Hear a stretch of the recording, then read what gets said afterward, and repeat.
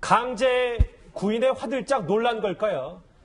발가락 농성을 끝내고 박 전 대통령이 드디어 모습을 드러냈습니다. 이 발가락 통증을 이유로 3차례나 연속 재판에 불출석했던 박 전 대통령이 조금 전 12시 55분쯤에 재판에 나왔습니다. 화면으로 같이 보시겠습니다. 아무래도 박 전 대통령의 거동이 어느 정도 수준인지가 제일 궁금했었는데 일단 이현정 의원님, 네. 휠체어는 타지 않았습니다. 그렇습니다. 뭐 당초 우리가 많이 아플 것이라고 이제 예상을 했었는데 오늘 아마 이제 법정에 출두한 모습을 보면 그렇게 못 걸을 만큼 아픈 상태는 아닌 것 같아요. 지난번 금요일 날 발을 다쳐서 사실 월화 그다음에 이제 목요일 재판에 불참했지 않습니까? 그래서 사실 이제 오늘 재판도 안 나오겠다고 하니까 일단 재판정 측에서 일단 강제 구인하겠다라고 이제 입장을 밝혔습니다. 경고를 내린 거죠. 강제 구인하겠다는 것 자체는 보면 그렇게 심하지 않다라는 그런 뜻이기도 하거든요. 예. 이제 그런 상황에서 이제 오늘 출석을 했는데 일단 지금 뭐 외형적으로 보이는 모습은 일단 뭐 휠체어를 탈 만큼의 그런 큰 부상은 아니고 조금의 어떤 발가락 부상이 있는 정도 그 정도로 일단 추정이 됩니다. 예, 뭐 저희가 보니까 사실 당초에는 거동이 불편하다라는 얘기까지 있었는데 절뚝거리는 모습도 없고 검정색 그렇죠. 샌들에 심지어 이제 옷까지 좀 갈아입은 듯한 모습인데 그렇습니다. 많이 아픈 것 같지는 않아요. 네네. 지금 뭐 이렇게 다 주목을 했는데 왼쪽 발을 디딜 수 있느냐. 그러니까 왼쪽 발에 내 발가락이 아팠으니까 거기에 이제 굉장히 관심이 집중됐거든요. 그런데 보면 균형 있게 걸어요. 그러니까 왼발을 특히나 이렇게 이 힘을 덜 주거나 하지 않고 그래서 저 정도라면 왜 나흘 전에도 출석하지 않았을까라고 생각이 들 정도고요. 아니 그러면 이 정도의 검은색 그런 샌들인데 그럼 나흘 전에도 샌들을 신고 출석을 했으면 충분히 가능하지 않았느냐. 이를테면 조그만한 외상이 아주 심각할 때는 파상풍까지도 물론 생각을 할 수가 있겠지만 지금은 항생제가 발달했기 때문에 저 정도의 외상으로 법정에 출석하지 않는다. 상식적으로 납득이 가지 않는 부분이죠.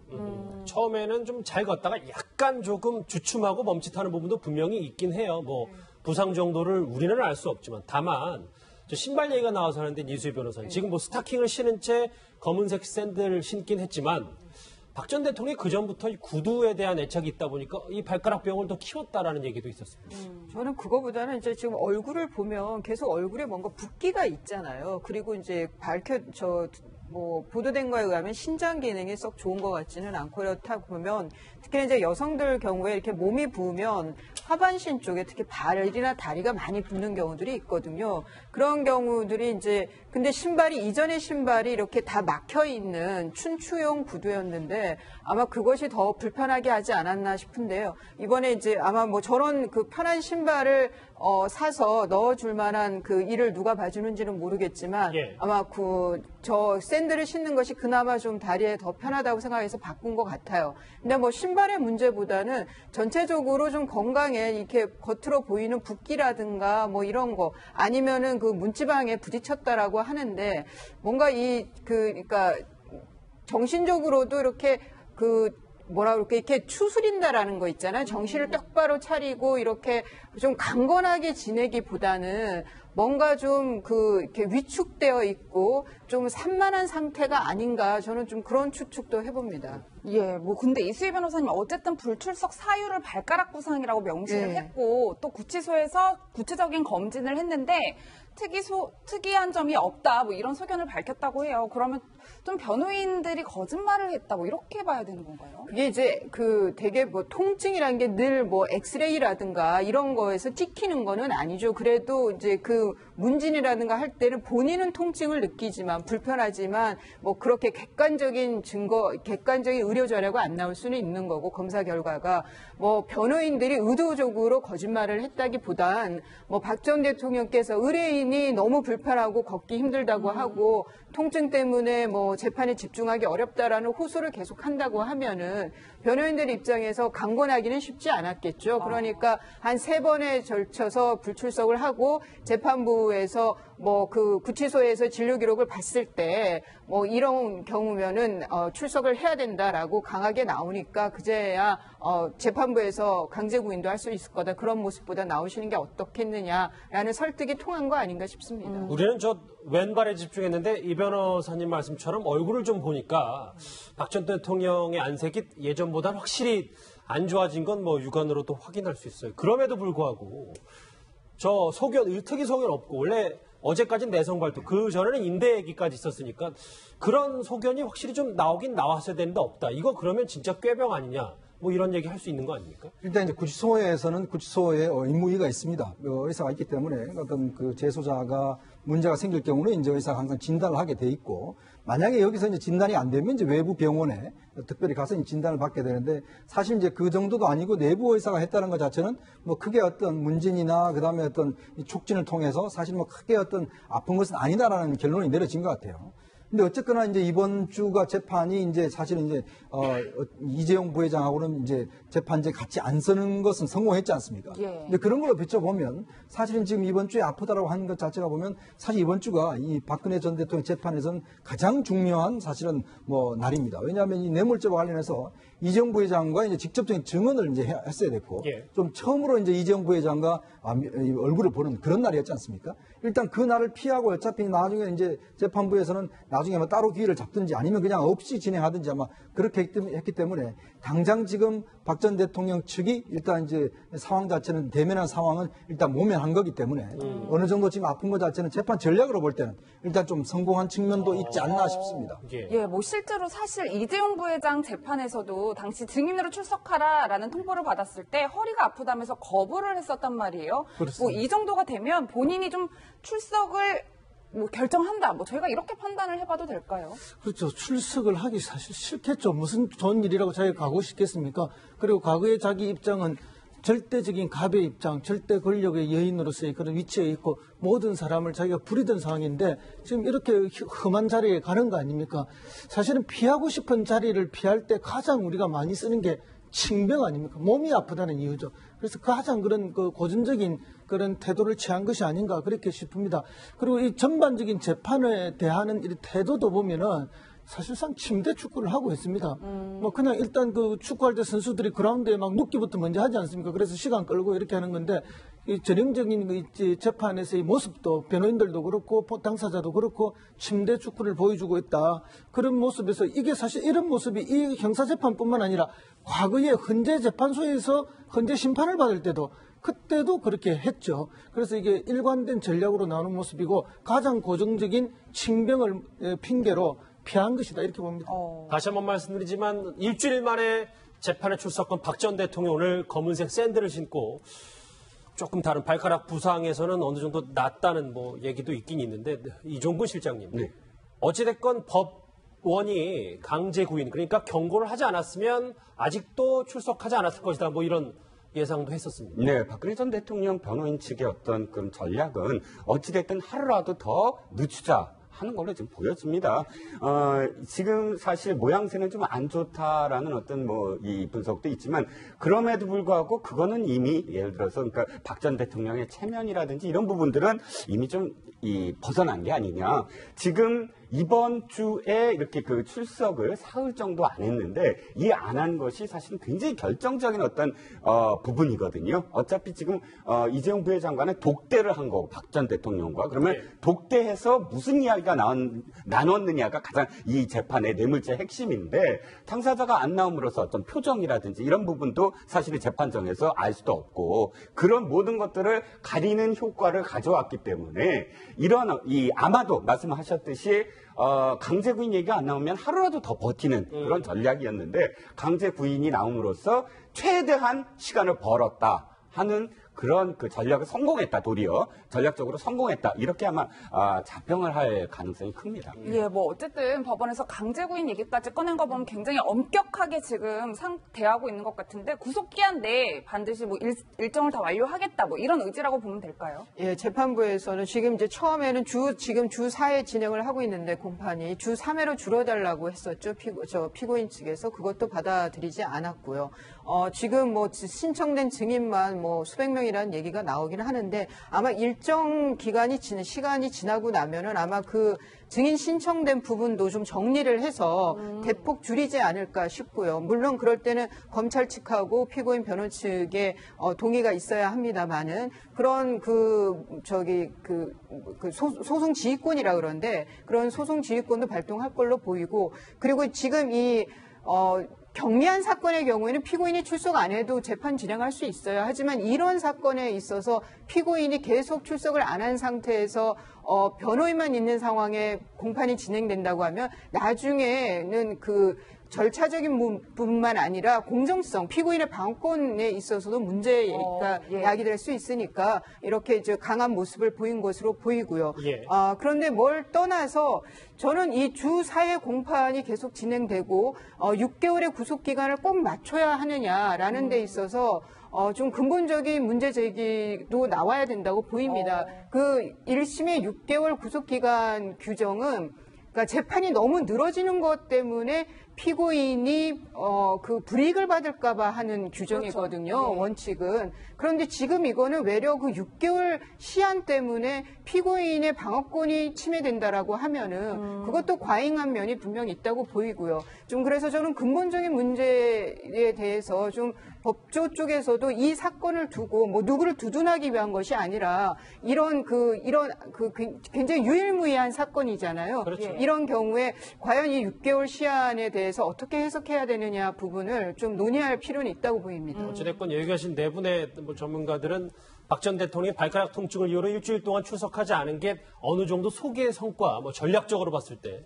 그런 면이 있다라고 했는데 일단 샌들을 신고 박 전 대통령이 위원장님 나오긴 했습니다만 재판에 성실히 또 임할지 아닐지는 또 그것도 알 수 없는 거 아닙니까? 그렇죠. 지금 사실은 이제 한 40여 차례 넘게 재판이 진행됐습니다만은 여전히 증인 신문이 아직까지 정말 갈 길이 멉니다. 이제 그런 상황이다 보니까 사실 10월 16일까지 재판이 과연 이제 끝내겠느냐. 왜냐면 하루에 사실은 이제 증인 나와봤자 3-4명 나와봤자 사실 그렇다 하더라도 이렇게 다 할 수 없는 상황이거든요. 예. 그래서 이제 점점 나오는 이야기는 왜냐하면 사실 국민 여론 때문에 6개월 만약에 이제 그까지 만약 못한다 그러면 사실 석방을 해야 됩니다. 그러니까 불구속 수사 재판을 해야 되는 상황이거든요. 그렇죠. 근데 문제는 이제 다른 혐의로 이제 추가로 기소를 할 경우는 이제 그 기간 자체를 연장할 수 있으니까 이제 그런 점에서 아마 검찰 측도 좀 신중하게 검토를 하고 있는 것 같아요. 왜냐하면 지금 국민 여론상 사실은 이제 박 전 대통령을 그냥 또 석방해서 한다는 것도 보면 이 굉장히 또 불을 질 수가 있는 그런 화약고 같은 그런 상황이고 그렇다 해서 또 지금 현재 6개월 안에 아까 이수희 변호사 이야기했지만 방어권 문제가 있는데 빨리빨리 재판을 진행할 수도 물리적으로 없는 것이고 그렇기 때문에 좀 최근에 비롯되는 여러 가지 좀 새로운 사건들이 좀 생겼지 않습니까? 이제 그런 것 때문에 조금 재판을 아마 검찰 쪽에서도 좀 새로운 사건을 기소를 해서 연장하는 문제도 아마 좀 검토를 하고 있는 것 같습니다. 예. 크게 다리를 절뚝이지 않고 재판에 출석한 오랜만입니다. 박 전 대통령 얘기를 해봤는데 이 박근혜 전 대통령의 날아든 또 하나의 힘든 변수가 하나 있습니다. 누군지 어느 정도 짐작은 되실 텐데 화면으로 만나보시죠. 갑자기 나오기로 결정한 이유가 있으실까요? 왜 생각 바꿔서 나오셨나요? 누구 연락 받고 오신 거예요? 갑자기 나오신 이유가 뭡니까? 검찰에서 뭐라고 설득하시고 나오시라고요! 어떻게 나오시게 되었죠? 정유라 씨입니다. 지금 초미의 관심사, 저 인물의 입에서 어떤 말이 튀어나올지 몰라서요. 엄마 최순실 씨가 이 정유라 씨에 대해서 딸에 대해서 이런 얘기를 한 게 이제 이경재 변호사를 통해서 왔어요. 모녀 인연을 끊겠다라는 얘기까지 있고 어안이 벙벙한 채 무척 낙담한 상태다. 엄마가 딸에 대한 배신감이 엄청난 것 같아요. 네, 그렇습니다. 자, 덴마크에 있을 때 왜 정유라 씨를 계속 이 신병 인도를 받으려고 했느냐? 그것은 바로 이 점이죠. 바로 정유라 씨가 최순실 씨나 혹은 박근혜 전 대통령, 그다음에 이재용 부회장과 관련된 뇌물죄 부분에서 결정적인 이 증언을 할 것이다. 그러니까 어머니의 어떤 이익에 부합되지 아니한 증언을 할 수 있다. 그 가능성에 초점을 맞춰서 검찰이 신병을 인도하려고 했고 또 덴마크에 계속 두려고 한 이유도 오면 이런 결과를 낳지 않을까라는 어떤 생각 때문이었는데 도리어 스스로 오겠다 하고 결정을 하고 온 이 배경에는 완벽하게 통제할 수 있다. 최순실 씨 쪽이 이 정유라의 어떤 증언이나 이런 부분들을 다 통제할 수 있다는 계산 때문에 아마도 덴마크에서 오게 했을 것입니다. 그런데 그럼에도 불구하고 딸인 정유라 씨가 이 결정적으로 자신의 어떤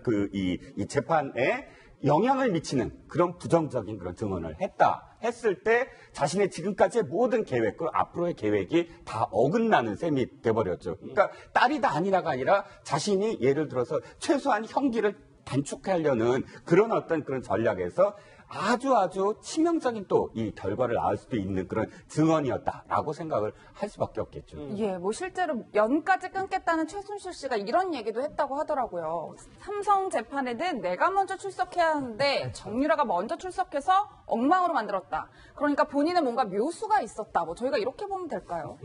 글쎄, 근데 저게 상반되는 증언이 두 개가 나왔을 때 누구 증언을 믿느냐는 이제 재판부에 전적으로 달려 있거든요. 그런데 아마 정유라 씨의 증언을 재판부가 더 신빙성 있게 받아들이겠죠. 그랬기 때문에 지금 이경재 변호사께서 계속 지금 특검에서 내지는 그 정유라 증언을 이끌어내는 데 있어서 기소를 한 특검에서 협박 회유 뭐 이런 게 있었다라는 그 대언론 말이 계속 나오는 이유는 아마 그 정유라의 증언 자체를 받아들이지 못하게 증거 능력이 없게 만들려고 하는 그 보관이 깔려 있는 걸로 보입니다. 그런데 최순실 씨가 지금 뭐 어떻게 하기에는 지금 박 전 대통령도 그렇고 뇌물죄 관련해서 이전까지는 자신이 있었을 거예요. 부정한 청탁이라든가 대가 관계를 입증하는 게 쉽지 않을 거라고 봤을 텐데, 그런데 지금 돌아가는 상황이 뭐 면세점 그 비리가 감사원 감사 결과로 지금 나왔고, 예. 그리고 정유라 씨가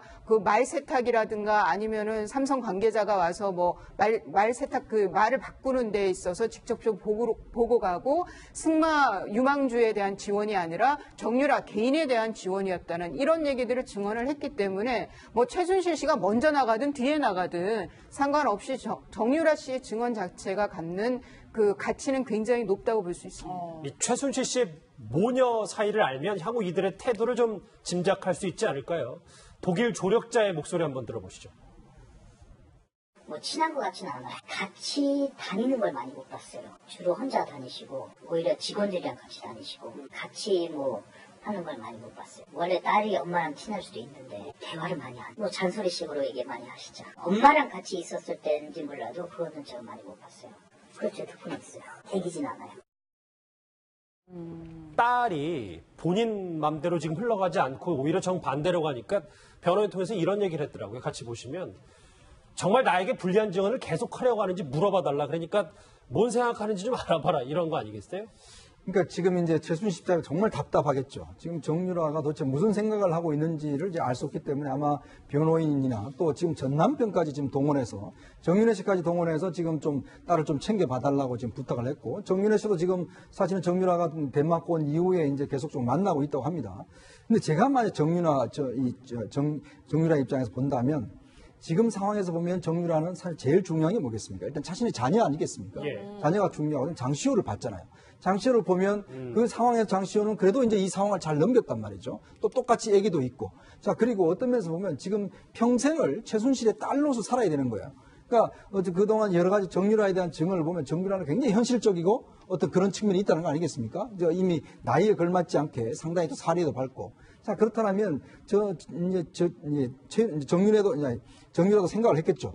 내가 앞으로 살 날이 많고 내가 앞으로 살아가야 되는데, 그렇다면 지금 끝까지 어머니의 어떤 그런 죄를 내가 떠안고 살 것인지, 아니면 이런 상황에서 정말 새롭게 태어나 살 것인지, 이 근본적인 고민을 할 거예요. 아마 그렇기 때문에 아마 제가 볼 때는 좀 그 장시호를 롤 모델로 생각하는 것이 아닌가. 장시호 학습 효과네. 그렇죠. 장시호를 보면서 검찰에 좀 협조적이고, 그리고 또 여론도 많이 바뀌었지 않습니까? 처음에는 장시호에 대해서 뭐 대단하고 일하다가 장시호가 여러 가지 뭐 이야기가 알려지면서 한편으로 보면 특검 도움이다 뭐 등등 하면서 그렇죠. 한편으로 여론 자체가 좀 긍정적으로 좀 바뀐 면이 있어요. 예. 그러니까 그것도 한번 봤을 겁니다. 자, 보면 지금 내가 이렇게 좀 하지만 그래도 여기 협조적이면 나는 앞으로 충분히 이 사회에 살아갈 수 있을 것이다. 그런 판단을 좀 했을 거예요. 그리고 또 법원이나 검찰에서 좀 온정의 어떤 그런 걸 받을 수 있을 것이다.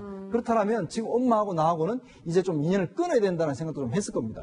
그렇기 때문에 아마 제가 볼 때 굉장히 현실적인 계산을 하지 않았는가. 특히 자기 아들을 보면서 이제 두 사람이 살아나갈 방향을 보면서 이제는 좀 더 두 사람만의 앞으로의 길, 이걸 생각했기 때문에 아마 저런 증언을 한 게 아닌가 싶습니다. 예, 그런데 변호인 입장에서 생각해보면 의뢰인 정유라 씨가 변호인보다 검찰을 더 많이 의지하는 것 같이 보이면 더 이상 변호를 할 수 없을 것 같아요. 그리고 지금 연락도 두절돼 있다라고 하고 뭐 이러면은 보통 이런 경우가 되면은 변호사들이 사임을 하죠. 이게 신뢰관계가 깨졌다라고 해서 사임하는 게 통례인데 지금 거기에다가 그 정유라 씨 변호인들이 걱정하는 거는 그 특검과 그 한 5시간 정도, 그러니까 새벽 한 2시쯤에 나가가지고 10시쯤에 출석을 했으니까요. 그 사이에 뭐 아무 말 안 하고 혼자 있지는 않았을 거 아니에요. 그렇죠. 그러면은 뭐 이런저런 얘기를 하다가 뭐 변호사들은 이런 얘기를 하던데요. 내지는 뭐 이런, 그러니까 재판 전략까지도 얘기하지 않았을까라고 이제 큰 걱정을 하고 있는 건데,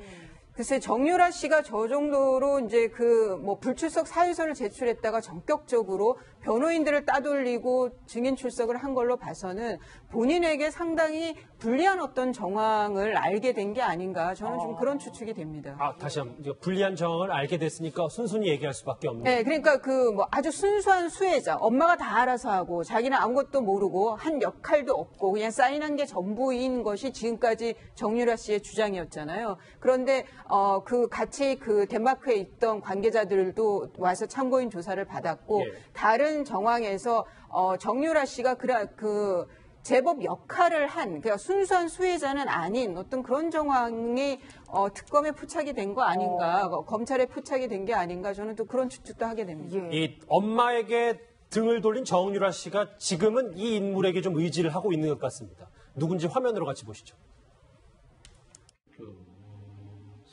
운동하고 안경 끼고 보고 애한테 이제 그러니까 얘도 그렇게 사회적이거나 그러지는 않은데 그런 당하다 보니까 화두나 발언도 하고 그랬던 것 같아요. 걔도 어떻게 보면 피해자야. 아버지 엄마에 대한 힘들었어요. 지금 그 상황이 모든 게 다 부모가 잘못해갖고 애를 저렇게 만들어놓은 거 아닌가. 너무 어린 나이에 오갈 데가 마음 둘 데가 없으니까. 예, 뭐 사실 정유라 씨가 아버지 정윤회 씨랑은 사이가 안 좋았다, 네. 연락을 안 했다고 저희가 이렇게 알고 있었는데 그간 좀 연락을 하면서 서로 의지를 했다, 뭐 이런 얘기들이 들려와요. 자, 몇 가지 사실들을 우리가 여기서 좀 확인할 게 있어요. 뭐냐면 지금 최순실 씨가 뭐라고 했냐? 최순실 씨 측에서 참 변호인을 통해서 뭐라고 그랬냐면 아버지 정윤회를 통해서 딸의 진심을 알아봐라, 이렇게 표현하거든요. 곧 이 얘기는 뭐냐면 최순실과 정윤회가 뭔가 이 연락을 주고받고 있었다라는 사실이 지금 하나 드러난 거예요. 그러니까 지금 자신들이 연락도 하고 또 딸도 막 뭐 정윤회가 보러 가고 그렇게 연락이 되는 걸로 보이면 언론이 분명히 정윤회를 추적했을 겁니다. 그리고 어떻게 된 거냐부터 해서 아내와 무슨 얘기를 하느냐. 그런데 그거 철저하게 보호하고 있었는데 다만 드러난 건 어찌됐든 이게 정윤회의 자기의 생각으로서 딸을 이렇게 커버한다기보다는 어느 정도 최순실과 이 같은 선상에서 딸을 케어하고 있었는데 지금은 아버지마저도, 그러니까 그런 어머니 아버지마저도 그 뜻을 반해서 내가 살겠다라는 의사를 보인 게 아니냐. 그러니까 이게 독립적으로 정윤회가 따로 딸을 챙겼다기보다는 최순실과 어느 정도의 어떤 이 교감이 있었던 게 아니냐, 이런 대목이 바로 그 점에서 저는 좀 다르게 주목하고 있는데요. 사실은 지금 정유라가 검찰에 이렇게 출석을 하고 증인으로 나가게 되고 이런 전반적인 과정이 혹시는 이 그 정윤회 씨의 치밀한 그런 전략 속에 나온 것은 아닌가. 왜냐하면 지금 면세점 부분이 거의 이제 이렇게 사실로 다 드러나고 있거든요.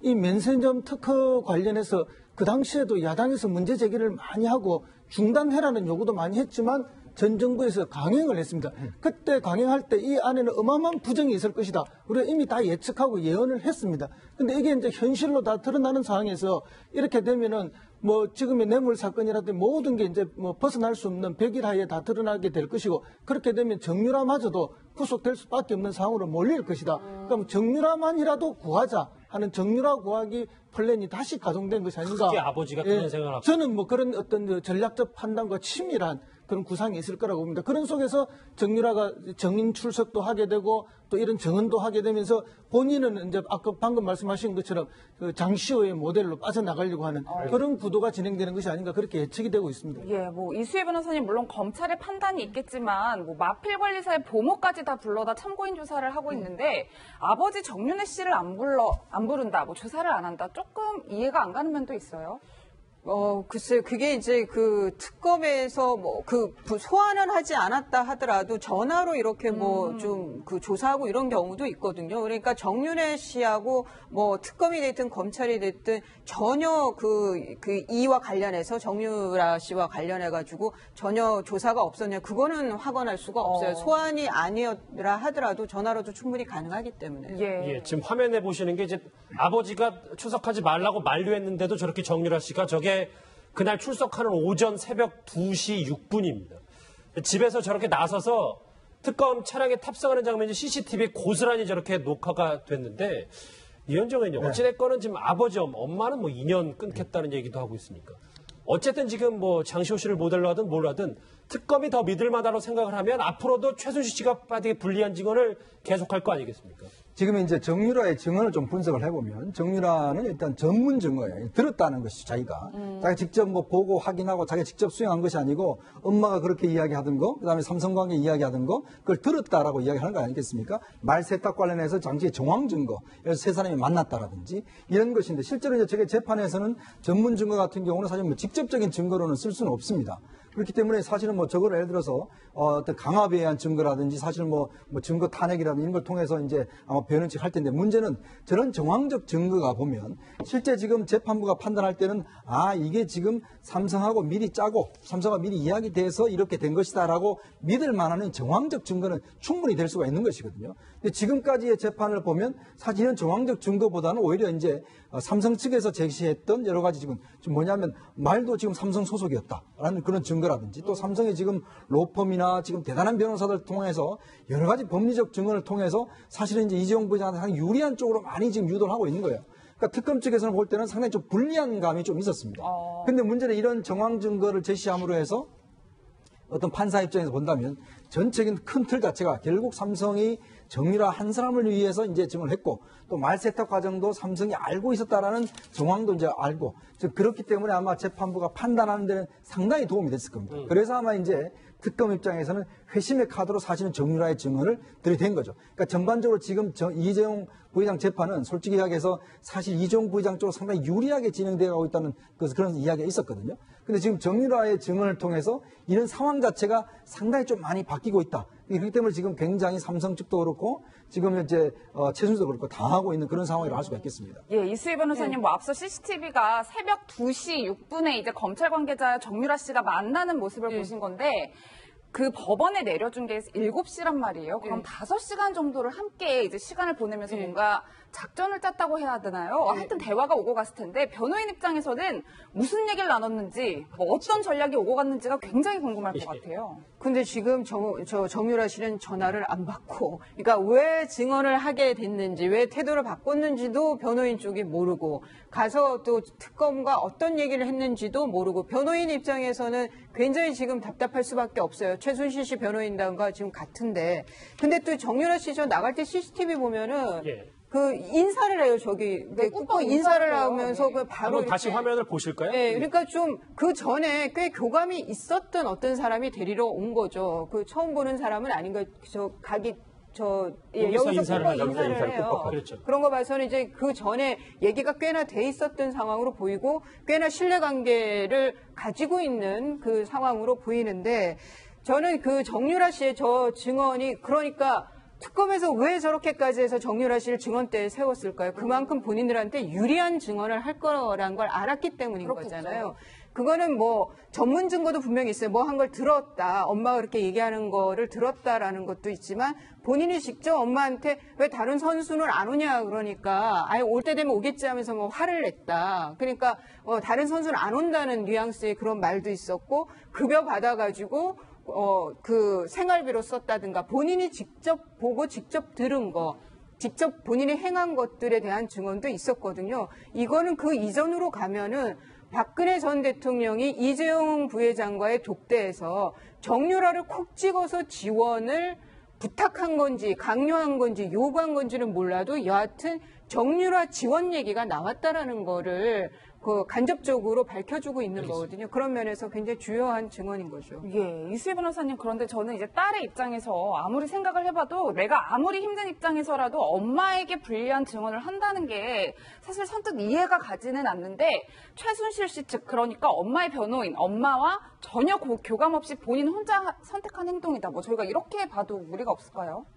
아마도 그랬을 것 같은데요. 이제 뭐 아이도 있고 성인이잖아요. 근데 그 옛부터 하는 말이 내리사랑은 있어도 치사랑은 없다는 말이 있잖아요. 부모는 자기 자식 불리한 얘기를 나설겠다고 하기는 뭐 거의 불가능하죠. 하지만은 아마 정유라 씨 입장에서는 돌아올 수 없는, 그러니까 되돌릴 수 없는 상황이 펼쳐지고 있다라는 인식을 한 것 같아요. 그것이 저는 특검에서 준 어떤 시그널이 아닐까. 그러니까 정유라 씨가 증언을 거부한다 하더라도 지금 이런 상황들이 펼쳐지고 있다라는 알겠습니다. 그런 뭐 언질이 있지 않았을까 싶습니다. 예. 샌드를 심고 출석한 박 전 대통령과 그리고 엄마와는 완전히 등을 돌린 일단 정유라 씨 얘기를 국정농단 중심으로 풀어봤습니다.